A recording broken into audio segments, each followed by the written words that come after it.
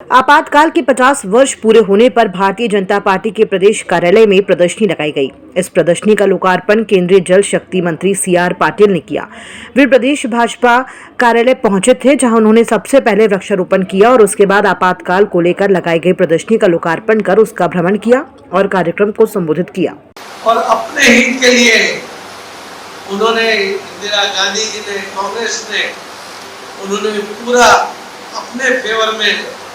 इस संविधान में चेंज करके न तो कटोकटी को कोर्ट में लाया है, न कटोकटी काल में सभी जो राजनीतिक नेता उनके थे उनके ऊपर कोई कार्रवाई हो सके, और ना एक जगह तो इन्होंने कहा कि एक केस चल रहा था और उस केस के अंदर जब कोर्ट ने कुछ पूछा तो उन्होंने कहा कि जो आरोपी है, जो उसको हमने कोर्ट के सामने पेश किया है, अगर हम उसको गोली भी मार देंगे तो कोर्ट हमको कोई पूछ नहीं सकता, ऐसा जवाब दिया था जो ऑन रिकॉर्ड पर है। तो इस तरह का जुल्म उस टाइम तो हो रहा था, उसमें कई लोग बलि पड़े। वह आज जो संविधान की बात करते हैं, उन्होंने संविधान को बचड़ा तोड़ा और अपने फायदे के लिए कई बार उसके अंदर चेंज भी कर लिए, अपने हित के लिए, देश के हित के लिए नहीं की। और आज यही कांग्रेस वाले, वही इंदिरा गांधी की फैमिली जो परंपरा चल रही है, वो जब लोकसभा में शपथ लेते हैं तो हाथ में क्या संविधान का किताब रखते हैं। हम सब भी कई बार हमने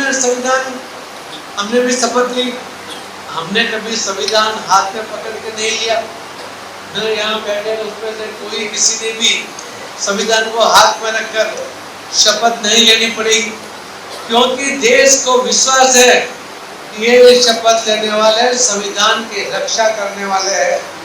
और इनके ऊपर भरोसा नहीं है, इसके लिए वो अपने हाथ में संविधान पकड़ के चलते हैं।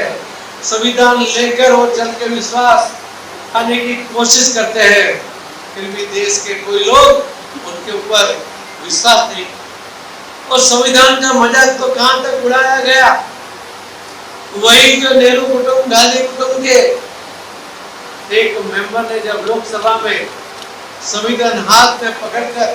शपथ ली और बाद में जब देखा गया तो उसके ऊपर नीचे का पृष्ठ ही था, अंदर कुछ भी नहीं था। तो इस तरह से भी शपथ लेने के टाइम में भी